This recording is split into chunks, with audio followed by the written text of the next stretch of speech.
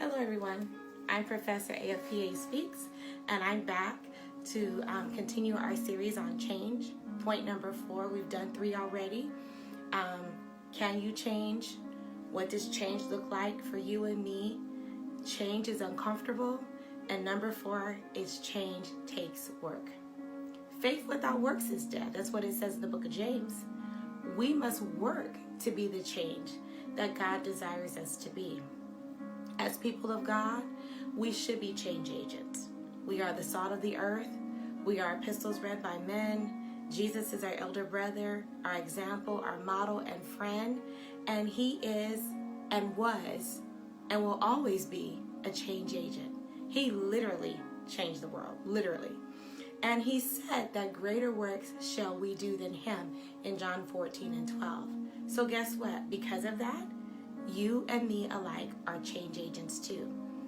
But change, it takes effort, change takes energy, change takes time that we must put in to achieve the results that God desires, and in our heart of hearts we do too. Good food, when you go back into old school cooking, good food requires effort. It requires time, labor in the kitchen to bake that cake, that pie, or that dish, right? The olive only produces oil after the work has been in it to crush it, to press it, to make it what it is to be, right? To draw out of it. The only way you gain a pearl from an oyster is by the work it takes to open the shell. Anything worth having, anything worth gaining usually takes effort, including our bodies. If we want to achieve a certain look, a certain physique, it requires effort to change the shape and the use of a muscle, whatever the case may be. To gain an education, to advance in a career, whatever it is, it requires work.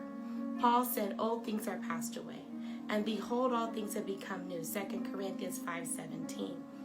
Change requires work. And if you aren't willing to do the work, then you won't achieve the change that you desire to see. But guess what? Change is also inevitable. It's going to happen no matter what. So why not be a part and benefit from the blessings and the results of change and not just the residue of change?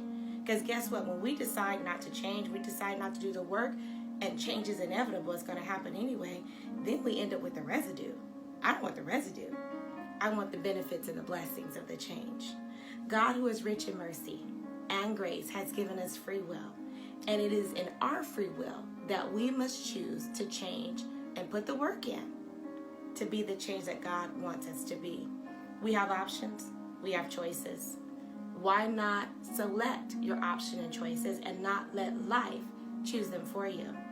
I'm a supporter and promoter of education, not only because I'm a psychology professor, but because I believe in sharpening and strengthening the mind, and also because it's important.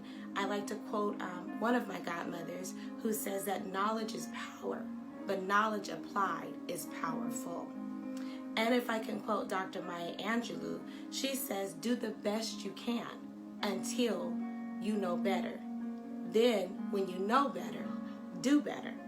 And in the Bible, James 4:17, it says to know what to do and not do is a sin. And if I go back to Maya Angelou, she says we are only as blind as we want to be. And if you don't like something, change it. And if you can't change it, change your attitude. See, I told you. We have options. Why not use them? Why not exercise the free will that God has given you, that God has given me, to put in the work, the time, effort, and energy to be the change He desires us to be? I pray that this brief study has encouraged you and inspired you. You're not alone in this. We're all working at something. But the key is we're working. We got to keep working to be the change. God bless.